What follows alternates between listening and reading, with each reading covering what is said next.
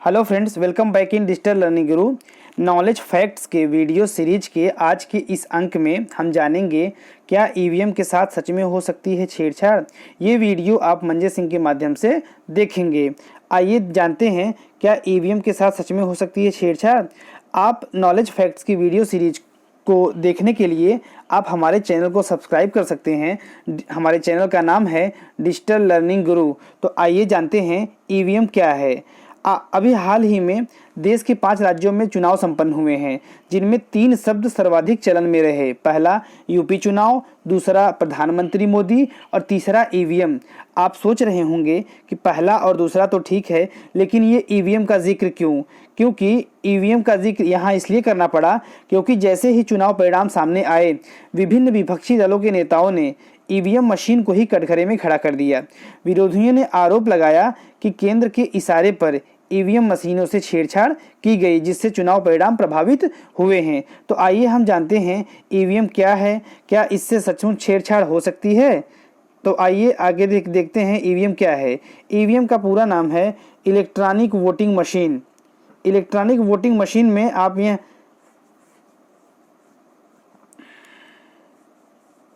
Electronic voting machine 5 metre cable द्वारा जुड़ी 2 यूनिटों, एक कंट्रोल यूनिट एवं एक बैलेटिंग यूनिट से बनी होती है।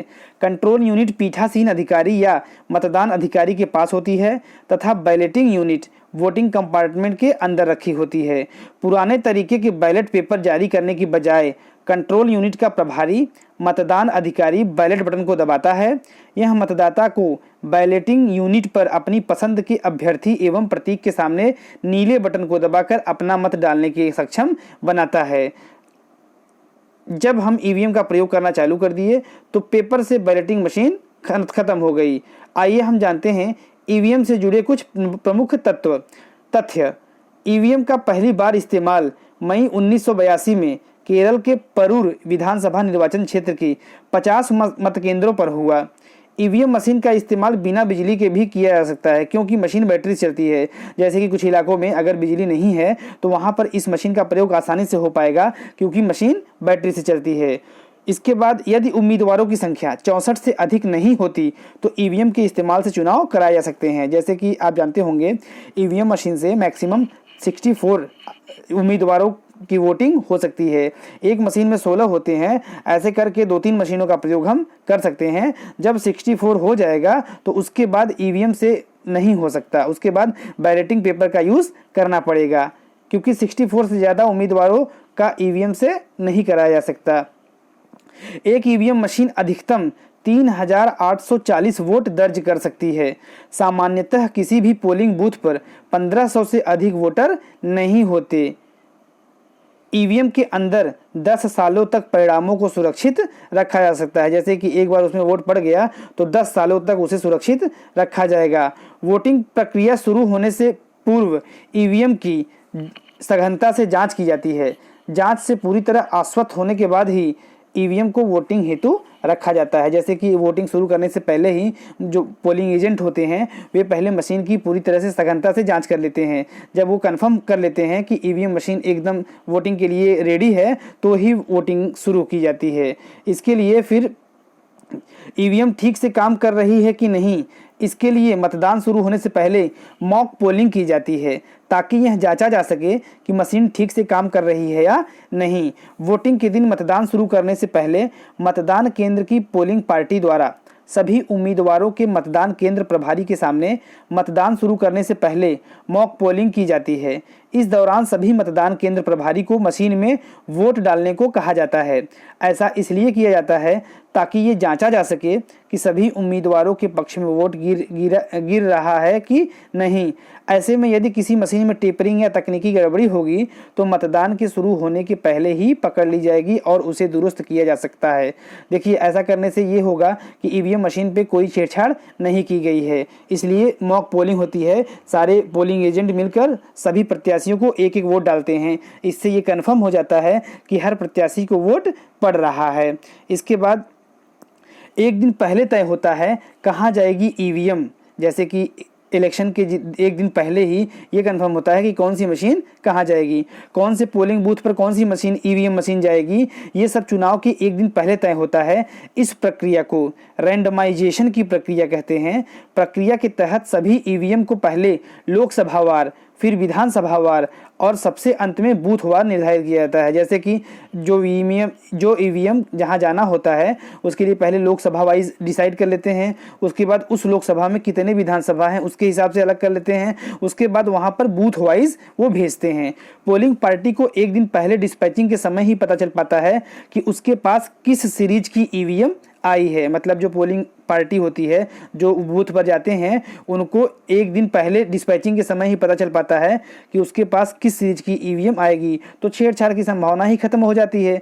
अर्थात अंत समय तक पोलिंग पार्टी को ही पता नहीं रहता कि उनके पास कौन सी ईवीएम आने वाली है।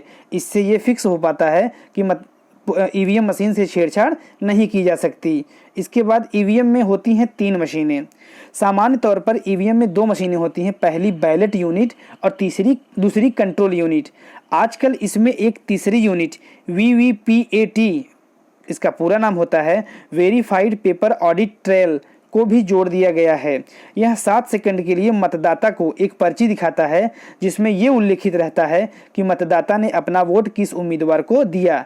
ऐसे में उम्मीदवार बूथ पर ही आश्वस्त हो सकता है कि उसका वोट सही पड़ा है कि नहीं। जैसे कि आपने जब नीली बटन दबाई ईवीएम की तो उसमें से 7 सेकंड के लिए एक पर्ची निकली। जिस अभ्यर्थी के सामने आपने बटन दबाया उसी अभ्यर्थी के चुनाव निशान सहित एक पर्ची आती है। इससे आप कंफर्म हो सकते हैं कि आपका वोट सही उम्मीदवार को गया है। फिर उस पर्ची को मतपेटी में डाल दिया जाता है। इस तरह ईवीएम में 3 मशीनें दी जाती हैं। मतदाता के अलावा मशीन तक कोई नहीं जा सकता।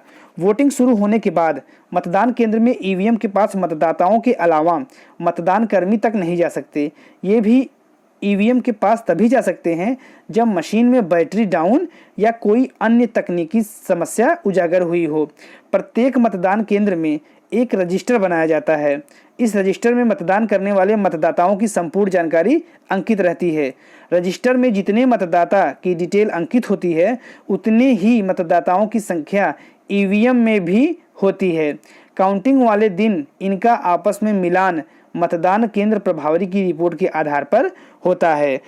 जैसे कि मतदाता के अलावा मशीन तक कोई नहीं जा सकता। जब ये तभी जाएंगे जब या तो उसकी बैटरी डाउन हो या उसमें कोई तकनीकी समस्या उत्पन्न हुई हो। मतदान में ईवीएम का इस्तेमाल कब से शुरू हुआ? आइए हम जानते हैं कि मतदान में ईवीएम कब से शुरू किया गया। जैसा कि मैंने पहले बताया कि चुनाव आयोग ने 1982 में केरल विधानसभा के चुनाव के दौरान पहली बार ईवीएम का व्यवहारिक परीक्षण किया। जन प्रतिनिधित्व कानून 1951 के तहत चुनाव में केवल बैलेट पेपर और बैलेट बॉक्स का इस्तेमाल हो सकता था। इसलिए आयोग ने सरकार से इस कानून में संशोधन करने की मांग की।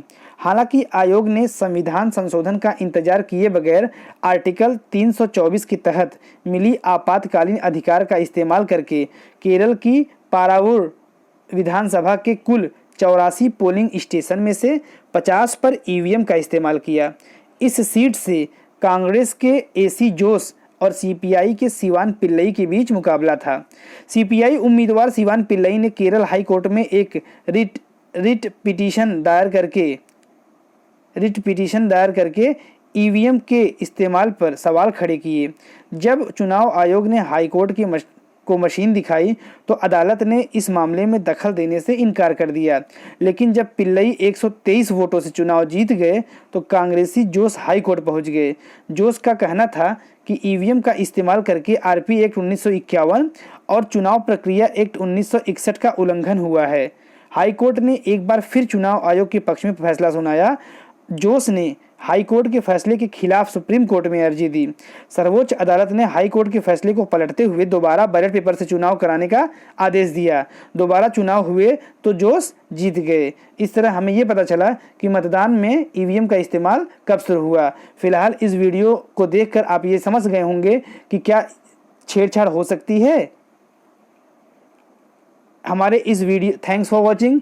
हमारे इस वीडियो सीरीज़ को इस चैनल को सब्सक्राइब करें। हमारे इस वीडियो सीरीज में आपको हमेशा आपको नए नए जानकारियाँ दी जाएंगी, जिसमें तकनीकी से जुड़े हुए होंगे, राजनीति से जुड़े हुए होंगे या फिर अदर चीज़ों से जुड़े हुए होंगे। नॉलेज फैक्ट सीरीज में आपको हमेशा नई नई जानकारियाँ मिलती रहेंगी। आप हमारे इस चैनल को सब्सक्राइब भी कर सकते हैं, आप इस वीडियो को शेयर भी कर सकते हैं, आप इस वीडियो के बारे में कमेंट भी दे सकते हैं। अगर आपको वीडियो पसंद आए तो आप इसे लाइक भी कर सकते हैं। आप ये वीडियो मंजय सिंह के साथ देख रहे थे। धन्यवाद।